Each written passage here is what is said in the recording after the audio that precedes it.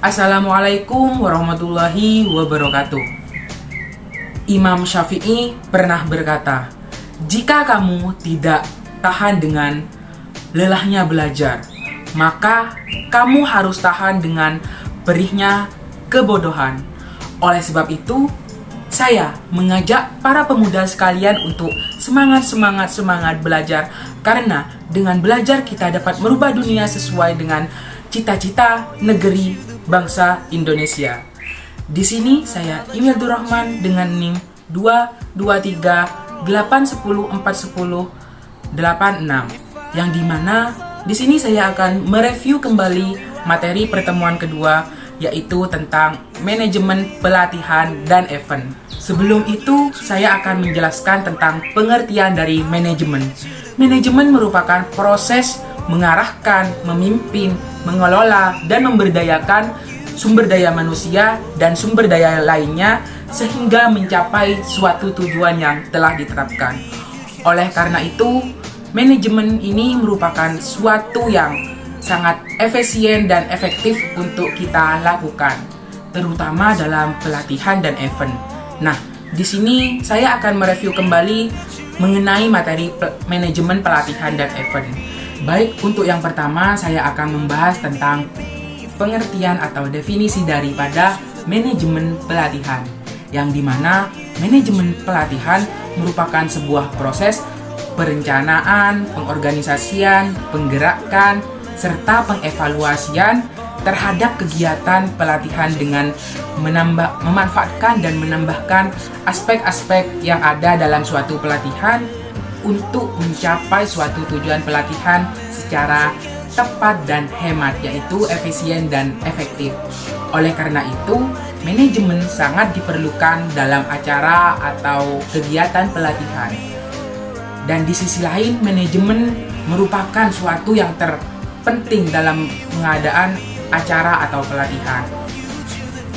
Oleh karena itu, proses atau manajemen sebuah pelatihan itu sangat perlu diterapkan oleh kita. Karena sebagai generasi muda, kita harus mencontohkan hal-hal yang positif dan hal-hal yang bersifat memajukan negara kita, yaitu dengan cara memberikan suatu manajemen pelatihan yang baik. Di sisi lain, manajemen pelatihan merupakan suatu proses yang dimana bisa mengembangkan suatu skill anak muda zaman sekarang. Contohnya kita mengadakan manajemen pelatihan public speaking, yang dimana kita diajarkan cara berdiri tegak, berbicara secara lantang, dan karakter-karakter wajah kita ketika berbicara atau ekspresi kita. Itu salah satu bentuk dari manajemen pelatihan. Untuk yang kedua, yaitu tentang tujuan dari manajemen pelatihan. Yang pertama yaitu mengembangkan pengetahuan sehingga pekerjaan dapat terselesaikan secara rasional. Maksudnya, pekerjaan-pekerjaan yang akan kita lakukan itu jika ada proses manajemen dapat terselesaikan secara baik sesuai target-target yang telah kita buat. Oleh karena itu, pelatihan sangat membutuhkan manajemen. Untuk tujuan yang kedua yaitu mengembangkan sikap sehingga menimbulkan kemauan kerjasama dengan teman-teman atau rekan kerja kita dan dengan manajemen atau pimpinan kita. Apa sih maksudnya? Maksudnya yaitu dengan adanya manajemen tadi, proses pelatihan dapat berjalan secara efektif karena ada kerjasama yang baik dengan teman-teman kita maupun pimpinan kita. Oleh karena itu, saya tegaskan kembali bahwasannya manajemen ini sangat bermanfaat bagi kita semua, khususnya pada proses pelatihan. Baik, untuk yang ketiga yaitu tentang prinsip-prinsip dari manajemen pelatihan. Yang pertama, perbedaan individu. Perbedaan individu merupakan suatu prinsip dari manajemen pelatihan. Maksudnya, latihan harus disadari dengan adanya perbedaan potensi dengan orang lain. Oleh karena itu, kita harus mengintrospeksi terlebih dahulu. Apa sih potensi yang kita miliki dan apa sih potensi yang mereka miliki. Oleh karena itu, kita tidak boleh minder ketika kita mempunyai potensi yang beda dengan orang lain. Yang kedua yaitu prinsip motivasi. Motivasi maksudnya pelatihan itu harus disadari oleh semangat dari peserta-peserta lain, sehingga peserta-peserta lain itu menimbulkan motivasi kepada kita, sehingga kita dapat melakukan kegiatan-kegiatan lebih maksimal dari orang lain. Yang ketiga yaitu partisipasi yang aktif. Partisipasi yang aktif itu peserta harus diberikan dorongan agar aktif dalam acara, sehingga dorongan tersebut dapat mengajak para peserta atau kita semua dapat lebih aktif dan dapat lebih edukatif lah dalam menjalankan sesuatu, yaitu pelatihan. Yang keempat yaitu seleksi pengikut latihan. Yang kelima yaitu seleksi para pelatih.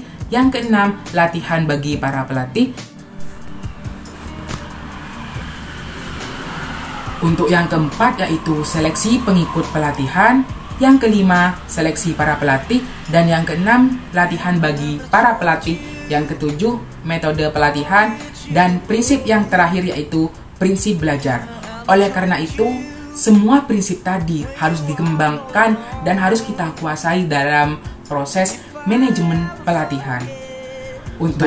Untuk yang ketiga yaitu merupakan materi dari landasan manajemen pelatihan.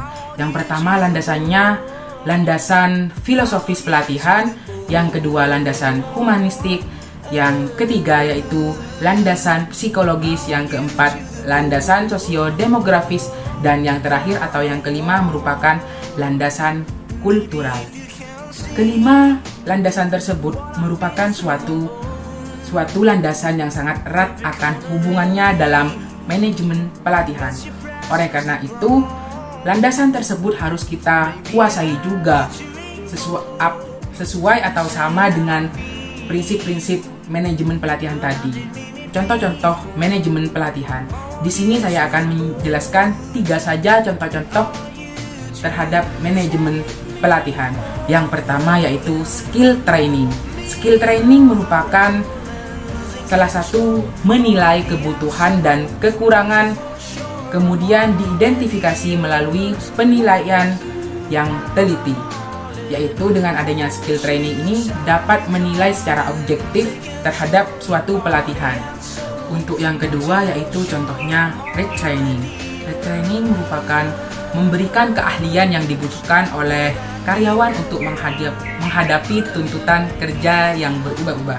Nah, di sini dengan adanya retraining ini memberikan kepada kita semua sesuatu yang sangat berarti. Maksudnya, keahlian-keahlian itu diperoleh dari pelatihan-pelatihan tadi.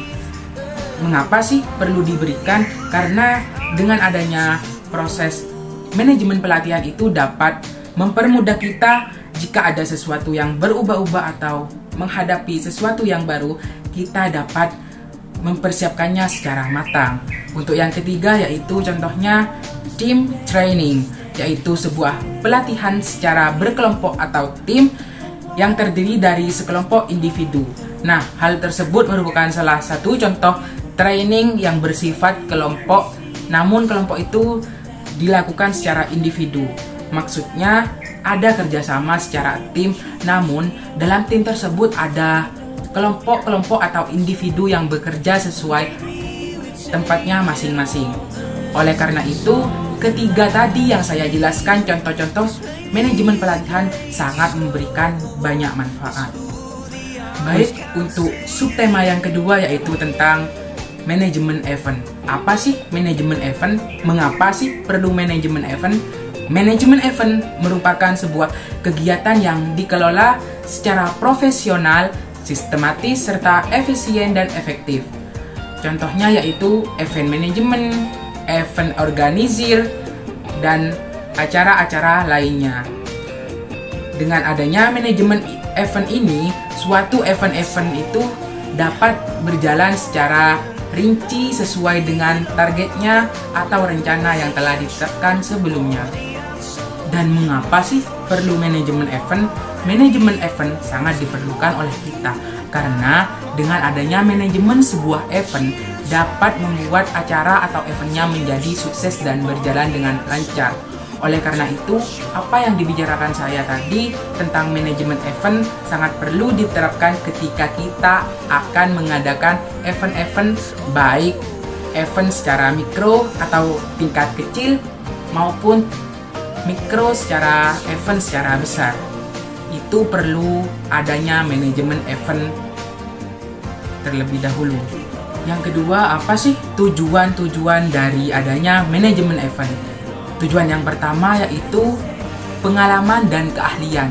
Maksudnya, dengan adanya manajemen event dapat mengasah keahlian dan pengalaman-pengalaman kita, sehingga pada acara atau event tersebut dapat dikatakan pengalaman yang sangat berarti karena eventnya berjalan dengan lancar atau sesuai dengan targetnya. Yang kedua yaitu hemat waktu dan biaya. Dengan adanya manajemen tentunya sangat hemat waktu dan biaya karena semua waktu, semua biaya telah dihandle dan direncanakan sebelumnya.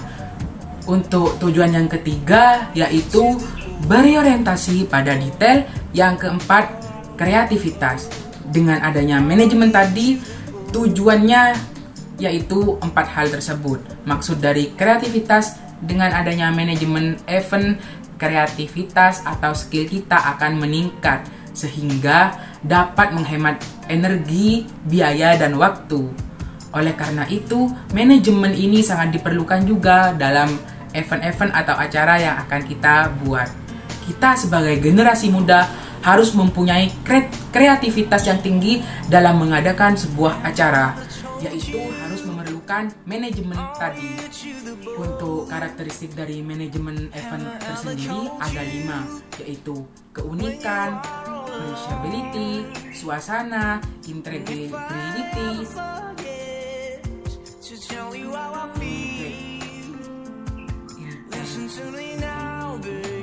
intangibility, dan yang terakhir yaitu interaksi personal. Kelima karakteristik tersebut merupakan karakteristik yang tidak dimiliki oleh hal lain, tetapi dimiliki oleh manajemen event tadi. Untuk jenis-jenis dari manajemen pelatihan, saya akan menjelaskan 2 saja jenisnya. Yang pertama yaitu brand activation. Maksudnya yaitu promosikan brand dalam rangka peningkatan penjualan. Hal itu sangat perlu ketika kita sudah mempunyai brand. Mempromosikan menjadi hal utama dalam mengembangkan dan memajukan brand kita. Untuk yang kedua yaitu jenisnya disingkat MISI, yaitu meeting, incentive, convention, and exhibition, yaitu penyelenggara acara berbentuk pertemuan. Nah, event-eventnya itu jenisnya berbentuk pertemuan yang diselenggarakan dalam satu tempat, namun dikoordinir atau diolah dengan secara baik dan bekerja bersama-sama. Baik, itu saja yang dapat saya sampaikan mengenai evaluasi dan review materi pertemuan kedua, yaitu tentang manajemen event dan manajemen pelatihan. Dan saya tegaskan kembali bahwasannya pelatihan dan event sangat memerlukan manajemen. Karena mengapa? Karena dengan adanya manajemen, pelatihan dan event itu dapat terorganisasikan, tergerakkan, dan terkoordinir dengan baik atau tersistematis. Oleh karena itu, saya sebagai pemuda mengajak kita semua agar melakukan sesuatu apapun dengan melibatkan manajemen. Baik, sebelum mengakhiri video saya tadi, saya mempunyai pantun. Ke pasar bersama Ibu Riri, dan di pasar bertemu Ibu Asik. Saya pamit undur diri dan saya ucapkan sekian, terima kasih. Ihdinas siratal mustaqim. Assalamualaikum warahmatullahi wabarakatuh.